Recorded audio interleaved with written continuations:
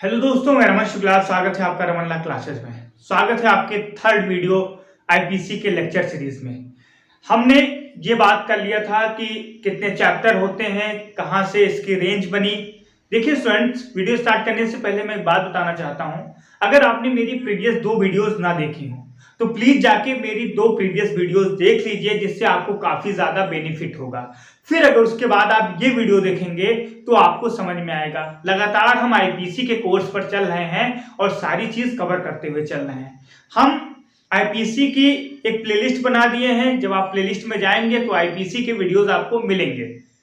Students, हम लोग बात कर रहे थे आईपीसी के बारे में। इंडियन पिनल कोड 1860, इसको बनाया किसने? ये लॉर्ड मैकेले ने।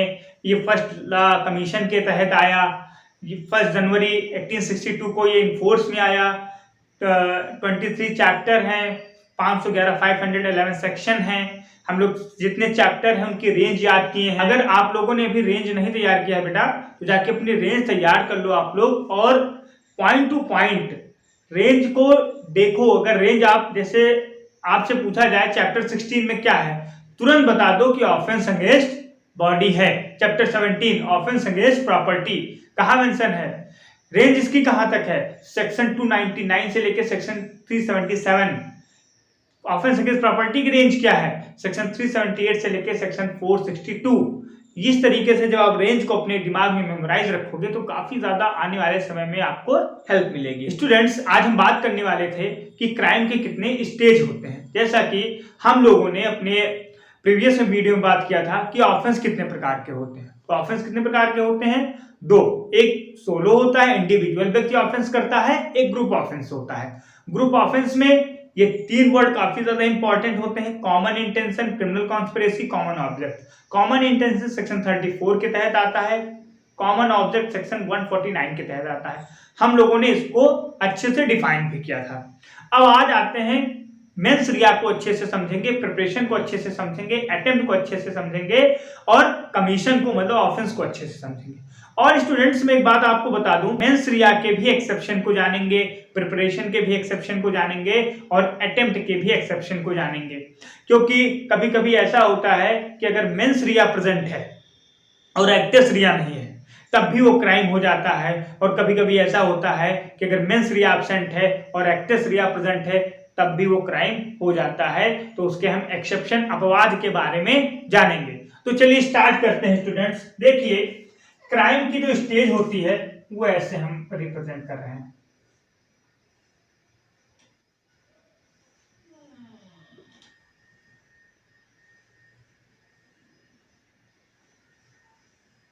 देखो, ये हो गया आपका मेंस रिया। मेंस रिया। ये क्या हो गया आपका? प्रिपरेशन। ये क्या हो गया? अटेम्प्ट। और ये ऑफेंस या कमीशन। ऑफेंस या कमीशन इसे कह सकते हो। अब स्टूडेंट्स, आप लोगों को सिर्फ मैं मेंस रिया बता दूं कि आपके मन में इंटेंशन आया। आपके मन में एक इंटेंशन आया कि हमें किसी का मर्डर करना है। तो सिर्फ इंटेंशन आने से ऐसा तो है नहीं कि आप गुनहगार हो गए। सिर्फ इंटेंशन आने से आप गुनहगार हो गए ऐसा तो है नहीं। इंटेंशन के बाद अगर आपने प्रिपरेशन की, अब मेरे मन में आया कि आपके मन में आया कि मुझे सर का मर्डर करना है, तो आप मुझे फॉलो, पहले तो ये मन में आया, फिर मुझे फॉलो किया कि सर आते कहाँ हैं, जाते कहाँ हैं, सारी चीजें देखी। फिर देखा कि सर लखनऊ में यहाँ पे रेगुलर आते जाते हैं। आप वहां पे आए, फिर बंदूक खरीदी और फिर गोली चलाई मेरे ऊपर। अटेम्प्ट किया, गोली मेरे बगल से हाथ पे लग के निकल गई या फिर मुझे लग गई तो ऑफेंस हो गया। इस तरीके से पूरा सीरीज चलता है। लेकिन हमें ये तो जानना है कि ये एक सीरीज चलती है, लेकिन हम आईपीसी पढ़ रहे हैं तो हमें इंडियन पिनल कोड में के डेप्थ में जाकर, गहराई में जाकर ये देखना है कि कौन कौन से वर्ड हैं आईपीसी के जो मेंस रिया को डिफाइन करते हैं।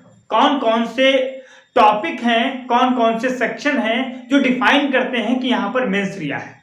क्योंकि सेक्शन आपको क्लियरली बता देता है यहां पर मेंस रिया मौजूद है। और सेक्शन ये भी क्लियरली बता देता है कि हम यहां पर मौजूद नहीं, मतलब मेंस्ट्रुआ यहां पर मौजूद नहीं है। तो अगर आपको सेक्शन पढ़ने को आ गया, सेक्शन की लैंग्वेज पढ़ने आ गई, तो आप मेंस्ट्रुआ को जान लोगे कि यहां पर मेंस्ट्रुआ है या नहीं है। स्टूडेंट्स, जैसे मैंने कुछ दिन बात की थी एक वर्ड डिसऑनेस्टली पे, किस पे? Dishonestly, intentionally, fraudulently,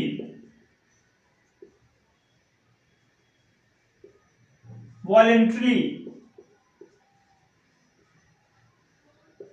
with intention,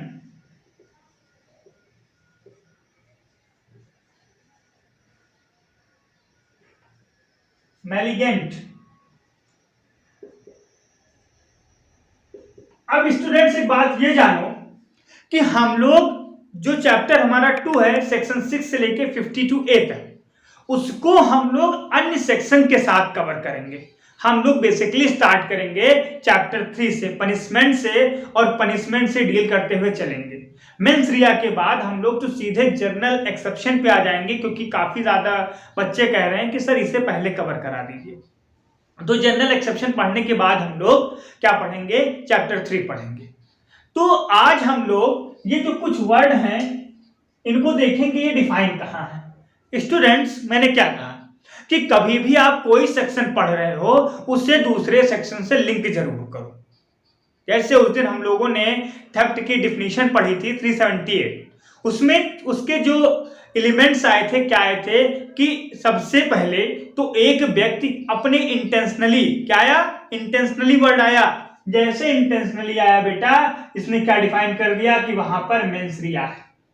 intentionally या डिसऑनेस्टली किसी व्यक्ति के सामान को, मूवेबल प्रॉपर्टी भी आया था। किस, ऐसा नहीं इमूवेबल प्रॉपर्टी की थेफ्ट होती है, मूवेबल प्रॉपर्टी आया था, मूवेबल प्रॉपर्टी को बिना उसके कंसेंट के लेकर जाए। तो जब डिसऑनेस्टली और इंटेंशनली आ गया तो इसने ये डिफाइन कर दिया बेटा कि वहां पर मेंस्ट्रुआ है, यानी थेफ्ट के केस में मेंस्ट्रुआ अप्लाई हो रहा है। तो वॉलंटरी कहां डिफाइन है? वॉलंटरी आपका डिफाइन है सेक्शन 39 में। कहां? 39 में। और डिसऑनेस्टली कहां डिफाइन है? सेक्शन, कहां पे डिफाइन है स्टूडेंट्स? मैंने उस दिन बताया था आप लोगों को, सेक्शन 24 में। कहां डिफाइन है? सेक्शन 24 में।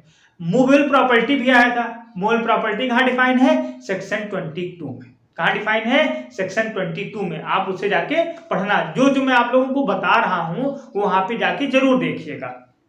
तो क्या होता है स्टूडेंट, जो आपका मेंस्ट्रुआ है, ये मेंस्ट्रुआ के कुछ आपके वर्ड हैं जो डिफाइन करते हैं कि यहाँ पर क्या है, मेंस्ट्रुआ मौजूद है, आशय मौजूद है, गिल्टी माइंड मौजूद है। तो ये वर्ड आप नोट कर लें। ये वर्ड कहीं भी देखें, डिसऑनेस्टली, इंटेंशनली, फ्रॉडुलेंटली, फ्रॉडुलेंटली आपके कहाँ पे डिफाइन है? Section 25। Voluntary section 39। With intention या मैलिगेंट। एक मैलिगेंट एक्ट होता है जो सेक्शन 270 में डिफाइन है। कहां डिफाइन है? सेक्शन 270 में। तो स्टूडेंट्स, मेंस्ट्रुआ ये कुछ वर्ड होते हैं जो डिफाइन करते हैं कि यहां पर मेंस्ट्रुआ मौजूद है। अब एक बात हम और लेकर चलते हैं स्टूडेंट्स कि मेंस्ट्रुआ कहां-कहां नहीं होता। मेंस्ट्रुआ कहां-कहां नहीं होता। सबसे पहले तो ये वर्ड आप लोग नोट कर लीजिए या स्क्रीनशॉट ले लीजिए कि ये जो वर्ड्स होते हैं ये डिफाइन करते हैं कि यहां पर क्या है, मेंस्ट्रुआ मौजूद है। अब किस केस में मेंस्ट्रुआ मौजूद नहीं होता? किस केस में मेंस्ट्रुआ मौजूद नहीं होता? एक्सेप्शन क्या है स्टूडेंट्स इसका? मेंस्ट्रुआ का एक्सेप्शन क्या है? जैसा कि आप लोग जानते हैं कि मेंस्ट्रुआ प्लस एक्टस रियस, मेंस्ट्रुआ, जैसा कि आप लोग जानते हैं कि मेंस्ट्रुआ प्लस एक्टस रियस मिलके क्या बनता है? क्राइम बनता है। मतलब जब गिल्टी माइंड और गिल्टी एक्ट, गिल्टी माइंड और गिल्टी एक्ट दोनों मौजूद रहते हैं तब क्या बनता है? क्राइम। लेकिन कुछ केस ऐसे हैं जिसमें आपने अगर गिल्टी एक्ट कर दिया लेकिन आपका गिल्टी माइंड नहीं था, ये मायने नहीं रखता है, उसमें आपको क्या मिलेगी, सजा मिलेगी ही मिलेगी। जैसे मान लीजिए एक लड़का, छोटा बच्चा है 7 साल का, अपनी माँ के साथ खेल रहा है, कहाँ पे, गार्डन में। जैसा कि जानते हैं उसकी जो मदर है वो लॉफुल गार्जियन है उस बच्चे की, क्योंकि बच्चा माइनर है। अब आप क्या करते हैं, बच्चे को गोद में लेकर उसे बिना उसकी माँ की कंसेंट के टहलाने चले जाते हैं और 5-6 घंटे तक उसे टहलाते रहते हैं। उसकी माँ क्या आपके ऊपर किडनैपिंग का चार्ज कर सकती है, किडनैपिंग का चार्ज लगा सकती है? बिल्कुल लगा सकती है स्टूडेंट्स। आपकी वहां पर मेंस रिया नहीं है, फिर भी आपके ऊपर किडनैपिंग का चार्ज लग सकता है। आपके वहां पे गिल्टी इंटेंशन नहीं है, फिर भी आपके ऊपर वहां पे चार्ज लग सकता है। दूसरा, रैश या नेग्लिजेंस में किया हुआ कोई काम,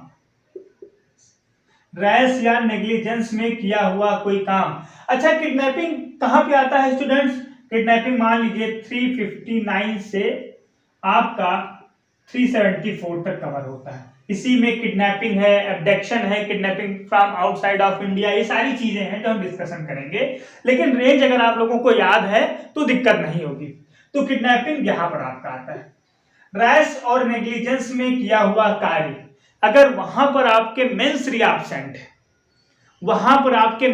एब्सेंट है, भाई अगर आप गाड़ी तेजी से चलाते हुए आ रहे हैं और किसी को ठोक दिया, गाड़ी आपकी नो पार्किंग में आप लेकर आ रहे हैं और वहां पर आपको मेंस रिया नहीं है कि हमें किसी को ठोकना है, लेकिन गाड़ी ठुक गई, तो फिर भी आपने अपना जो कार्य किया वो नेग्लिजेंस में किया ना, आपको सजा मिलेगी कि नहीं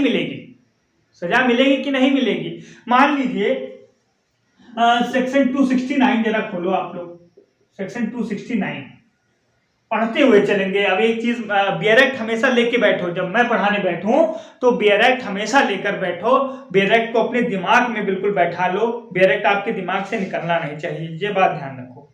तो क्या खोलो, सेक्शन 269। अब आप लोगों को मैं पढ़ के बताता हूं, खोलिए सेक्शन 269 खोल लिया। Negligent act likely to spread infection of disease danger to life, मतलब आप कोई ऐसी लापरवाही करते हो जिससे क्या हो सकता है, इंफेक्शन स्प्रेड हो सकता है या कोई खतरनाक बीमारी आ सकती है। जैसे मान लीजिए कि आपको कोरोना हुआ है, अरे आपको क्यों, हमें मान लीजिए हमें कोरोना हुआ है। अब हम क्या कर रहे हैं, हॉस्पिटल में घूम टहल रहे हैं, हॉस्पिटल में इधर उधर घूम टहल रहे हैं और थूक रहे हैं, तो मेरे थूकने से इंफेक्शन फैलेगा कि नहीं फैलेगा स्टूडेंट्स, बताओ? मेरे थूकने से इंफेक्शन फैलेगा कि नहीं फैलेगा? तो क्या वहां पर जो मैं थूक रहा हूं, मेरी मेंस रिया है कि यह व्यक्ति स्पेशली हो जाए? नहीं, वहां पर मैं क्या कर रहा हूं, नेग्लिजेंट कर रहा हूं, वहां पर मैं क्या कर रहा हूं, लापरवाही कर रहा हूं। तो आपका एक वर्ड आया है whoever, जो कोई भी अनलॉफुली और नेग्लिजेंटली डज एनी एक्ट, कोई भी जो नेग्लिजेंटली कोई कार्य करता है, विच ही नो और रीजन टू बिलीव, अब मैं थूक रहा हूं तो मुझे इतना तो पता है ना कि मेरे थूकने इंफेक्शन फैल जाएगा। रीजन टू बिलीव कहां डिफाइन है स्टूडेंट? रीजन टू बिलीव कहां डिफाइन है? एक वर्ड आया है रीजन टू बिलीव कहां डिफाइन है? रीजन टू बिलीव सेक्शन 26 में डिफाइन है। तुरंत 26 पे जाओ, तुरंत 26 पढ़ो। तो मुझे पता है कि जो मैं थूक रहा हूं उससे क्या हो सकता है, डेंजर डिजीज फैल सकती है।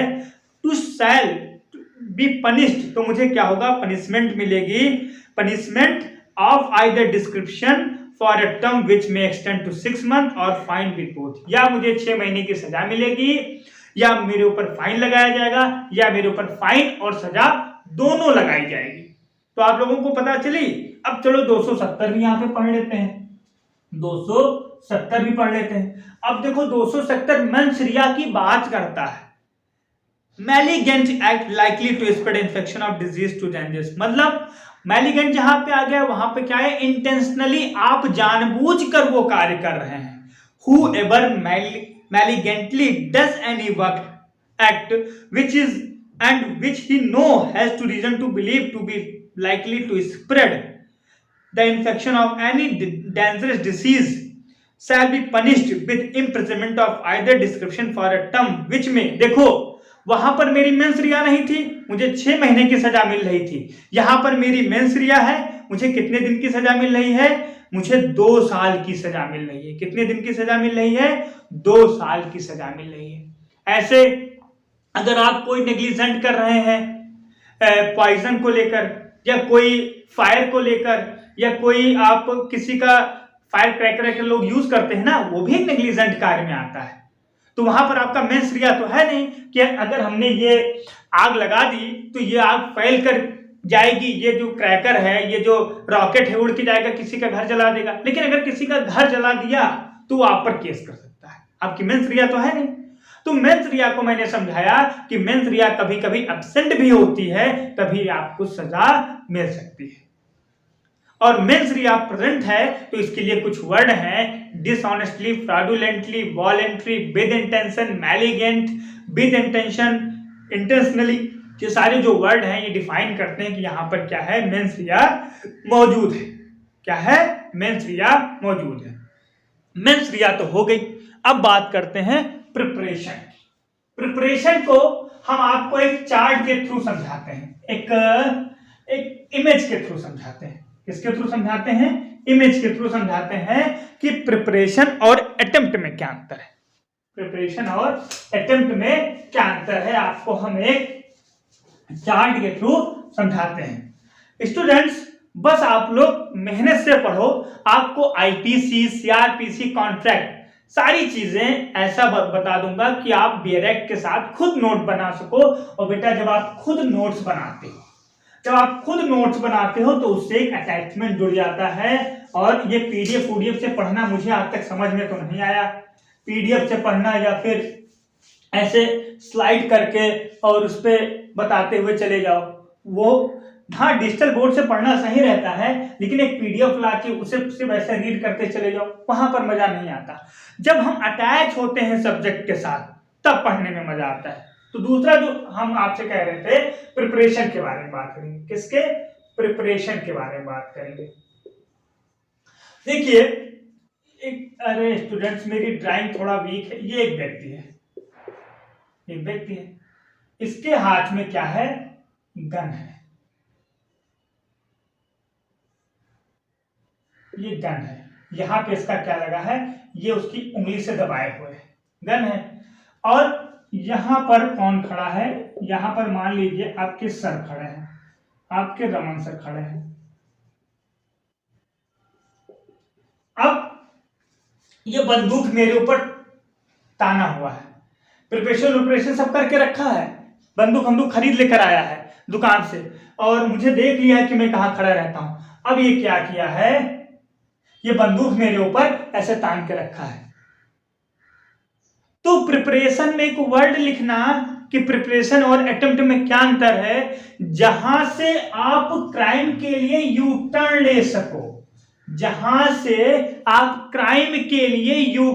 सको, आप अपना मेंसरिया, आप अपनी इंटेंशन बदल सको, उसको प्रिपरेशन कहते हैं। क्या? ये बंदूक अभी चलाया नहीं है और ये यहां से वापस जा सकता है। अरे चलो रमन सर पढ़ाते हैं, मेहनत करते हैं, कुछ बच्चों का लाभ हो जाता है, इनको गोली ना मारे।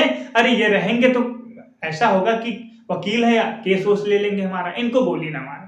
बेचारा लौट गया। लेकिन अगर इसने कहा अरे मार दो, खत्म हो जाए, फर्जी के इधर उधर पढ़ाते रहते हैं, मारो खत्म करो इनको, तो इसके मन में क्या आया? ये आया और इसने अटेम्प्ट कर दिया। क्या कर दिया? गोली चला दी।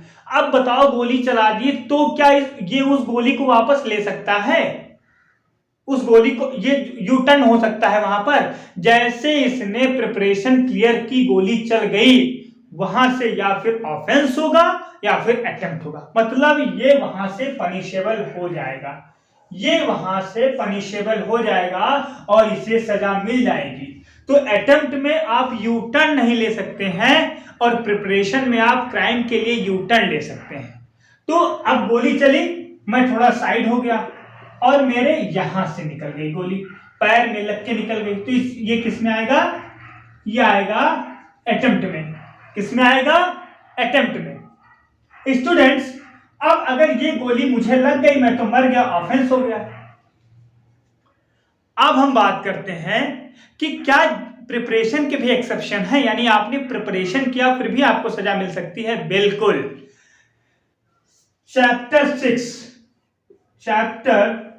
6 offence against state, offence against state. अगर आप राज्य के खिलाफ कोई क्राइम करते हैं, राज्य के खिलाफ युद्ध करने के लिए हथियार इकट्ठा करते हैं, राज्य के खिलाफ आप कोई देशद्रोह करते हैं, कोई राज्य के खिलाफ आप राज्य का जो मैत्री दोस्त है उसके खिलाफ आप कोई षड्यंत्र रचते हैं, तो आपके प्रिपरेशन पर ही आपको गिरफ्तार कर लिया जाएगा। रॉबरी के लिए अगर आप प्रिपरेशन करते हैं, डकैती के लिए सेक्शन 393, सेक्शन 398, सेक्शन 399 जाके पढ़िएगा। आप जितनी सेक्शन में बोल रहा हूं जाके इन्हें पढ़िएगा। आप अगर प्रिपरेशन कर रहे हैं तो आपको प्रिपरेशन के दौरान ही क्या कर लिया जाएगा, पकड़ लिया जाएगा। प्रिपरेशन के दौरान ही आपको सजा मिल जाएगी। दूसरी बात स्टूडेंट्स, हम बात करते हैं अटेम्प्ट की। आप प्रिपरेशन में जान गए, प्रिपरेशन में जहां से आप यू टर्न ले सकते हो, क्राइम के लिए जहां से आप यू टर्न ले सकते हो वो क्या है, प्रिपरेशन है। और जहां से आप यू टर्न नहीं ले सकते वो क्या है, अटेम्प्ट है। फिर बात करते हैं स्टूडेंट्स कि आपका ये अटेम्प्ट बेसिकली क्या है और अटेम्प्ट में कौन कौन से सेक्शन आते हैं, अटेम्प्ट कितने प्रकार के होते हैं, अटेम्प्ट में कौन कौन से सेक्शन आते हैं और अटेम्प्ट कितने प्रकार के होते हैं, इसके बारे में हम जानते हैं। स्टूडेंट्स, आईपीसी में अटेम्प्ट दो प्रकार से समझाए गए हैं, अटेम्प्ट दो प्रकार से समझाए गए हैं आईपीसी में। एक तो अटेम्प्ट का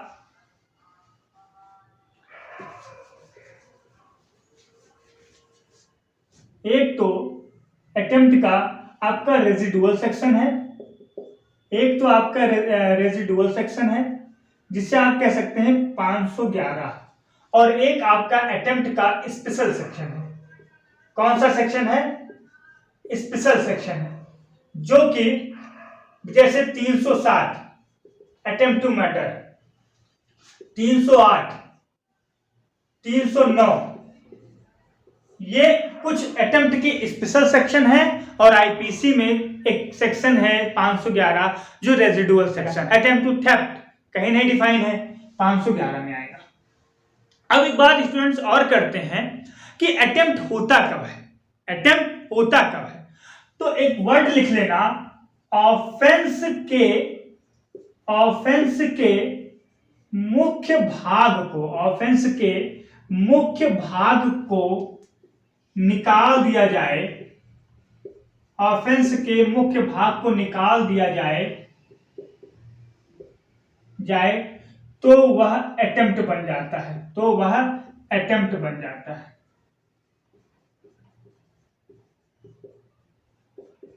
जैसे मर्डर का ऑफेंस, मुख्य ऑफेंस क्या है, वहां पे मृत्यु होनी चाहिए, मृत्यु नहीं हुई, अटेम्प्ट हुआ, मेरे पैर में गोली लग गई। तो ऑफेंस तो जानते हैं कि अटेम्प्ट के बाद गोली चली, आदमी खत्म हो गया। तो आज हम लोग मेंस रिया जाने, प्रिपरेशन जाने, अटेम्प्ट जाने, उसके जनरल एक्सेप्शन जाने। अटेम्प्ट में दो सेक्शन होते हैं, एक रेजिडुअल जो सबको लेकर चलता है और एक स्पेशल। अब हम लोग आगे जो हमारा अगला भाग रहेगा वो होगा जनरल एक्सेप्शन का, सेक्शन 76 से लेकर सेक्शन 106 तक, चैप्टर 4 ऑफ आईपीसी।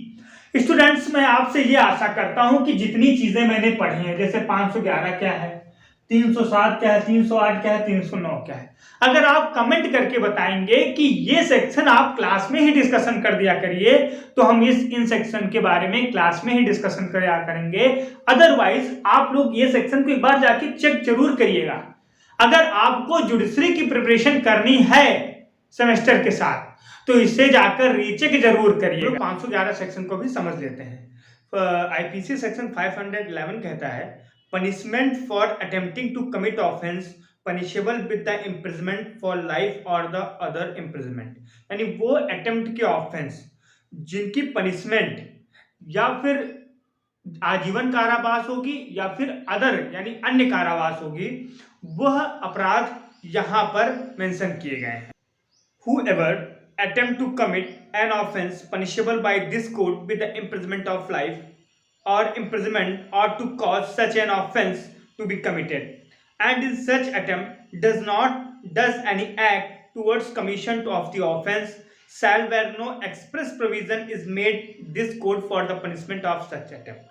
मतलब सेक्शन 511 कहता है कि वह अटेम्प्ट जो कि कमिट किए गए हैं इस कोड में, कोड मतलब आईपीसी में, जिनकी जो सजा है या फिर आजीवन कारावास है या अन्य कारावास है, और वह अटेम्प्ट और कहीं स्पेशली नहीं प्रोवाइड किए गए हैं इस कोड में और कहीं स्पेशली नहीं डिफाइन किए गए हैं इस कोड में, जैसे attempt to murder, attempt to suicide specially define है 360, 308, 309, लेकिन attempt to theft, attempt to rape, ये सारी चीजें कहीं नहीं डिफाइन है। तो ये सारी चीजें कहाँ आएंगी? ये सारी चीजें 511 में आएंगी। आज हमने क्राइम और उसके स्टेजेस को समझा। क्राइम और उसके प्रकार कितने होते हैं, कितने चरण होते हैं अपराध के। शुरुआत मेंस रिया से होता है, खत्म ऑफेंस पे जाके होता है। तो आज हम अपने इस वीडियो में लगभग चीजें खत्म किए हैं। अब हम कल से जो स्टार्ट करेंगे वीडियो, वो हमारा रहेगा जर्नल एक्सेप्शन, सेक्शन 76 से लेकर 106 तक। जैसा कि आप लोग जानते हैं कि बहुत सारे यूनिवर्सिटीज के सेमेस्टर एग्जाम आने वाले हैं और जुडिशरी के भी बहुत सारे पेपर आने वाले हैं, तो बच्चों को कुछ फायदा हो जाए इसीलिए हम जर्नल एक्सेप्शन पे एक एक सेक्शन पे अच्छे से बात करेंगे। तो अगर आपको ये वीडियो अच्छा लगे तो बने रहे रमन लाल क्लासेस के साथ। धन्यवाद।